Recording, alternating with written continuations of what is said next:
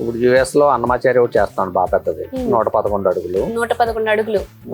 అది చికాగో దగ్గర టెన్నిసీ అని ఆ స్టేట్ లో చేస్తాం. టెన్నిసీ స్టేట్ కి మనం పెట్టే అన్నమయ్య పెట్టే ప్లేస్ పేరు మెంఫిస్ అండి.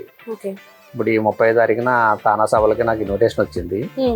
30 తారీఖున వెళ్ళి ఇక్కడ 3, 4, 5 తారీఖులు తానా సభలో ఆ సభల్లో పాల్గొని అక్కడి నుంచి మళ్ళీ టెన్నిసీ మా అన్నమాచార్య వర్క్ జరిగేడికి వెళ్ళి మళ్ళీ 15th కి రావడం జరుగుతుంది. అంటే మన తెలుగు రాష్ట్రాల నుంచి ఒక శిల్పిగా మీరు అక్కడికి వెళ్ళడం ఎలా అనిపిస్తుంది?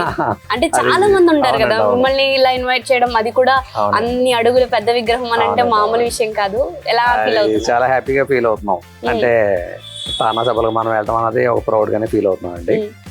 అది మనం తెలవటం, మనం వెళ్ళటం అనేది నాకు చాలా హ్యాపీగా అనిపించింది. ఎలా వచ్చిందండి ఆపర్చునిటీ? అంటే మీరు అంటే మనం యుఎస్ లో అన్నమాచార్య విగ్రహం చేస్తున్నాం కదా, దాని ద్వారా మనం పెద్ద విగ్రహాలు చేసి ఒక ఆర్టిస్ట్ గా, ఒక శిల్పిగా మంచి గుర్తింపు వచ్చింది. దాంతో వాళ్ళు తెలిసి మాకు ఇన్విటేషన్ పంపడం జరిగిందండి. అక్కడ అంటే మీరు ఇప్పుడు చేస్తూ ఉన్నారు కదా, అంటే మీరు ఏ మెటల్స్ కానీ ఏ పదార్థాలతో ఇక్కడ ఈ విగ్రహాలు అనేవి తయారు చేస్తుంటారు? మనం అంటే అండి పంచలోహాలు అండి. ఇప్పుడు మనం వాష్రూమ్ చేసింది పంచలోహాలు చేస్తున్నాం.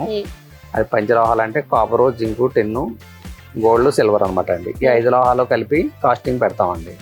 కాస్టింగ్ చేసి అది మనం పాలిష్ చేసి అన్ని అవి పంచలోహాలు అంటే ఈక్వల్ గా పెడతారండి అవన్నీ కూడా? అంటే పర్సంటేజెస్ ఉంటాయండి. కాపర్ కొంచెం ఎక్కువ పర్సంటేజ్ ఉంటుంది. Copper, zinc, tin, gold, silver మొత్తం 5 లోహాలు ఉంటాయండి. ఈ 5 లోహాలు కూడా కరిగించి పోయటం అనమాట అండి.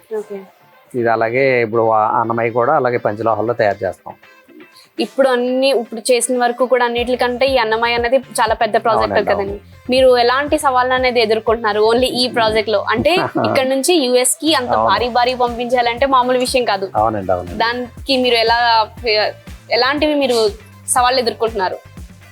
సవాళ్ళు అంటే మనం ఆల్రెడీ మనం వాసుమాత ఇవి చేసాం కాబట్టి ఇప్పటికి మనకి ఎక్స్పీరియన్స్ బాగానే ఉంది. కాకపోతే ఏంటంటే షిప్పింగ్ అప్పుడు అది ఇవే చూసుకుంటున్నాం. మెయిన్ షిప్పింగ్ 2 months వరకు పడుతుంది వెళ్ళడానికి ఒక పార్ట్. అంటే మనం ముందే ప్లాన్ చేసుకొని ఒక 2 months ముందే మనం అక్కడ ఏ టైంకి వెళ్ళాలో దానికన్నా ఒక 2 months ముందే పంపితే ఆ ప్లేస్కి ఒక 2 monthsకి వెళ్తుందండి. అది అంటే పార్ట్ బై పార్ట్ ఒక 9x9 ప్లేసు అంటే కంటైనర్లో పెట్టి పార్ట్స్ లాగా చెక్ చేసి పంపుతామండి. మొత్తాన్ని కూడా కంటైనర్లో ఒక 20 tons అయిన వెంటనే ఒక కంటైనర్ వెళ్ళిపోద్ది అనమాట అండి. అక్కడికి మళ్ళీ మా వర్కర్స్ అందరినీ కూడా తీసుకెళ్తున్నాం.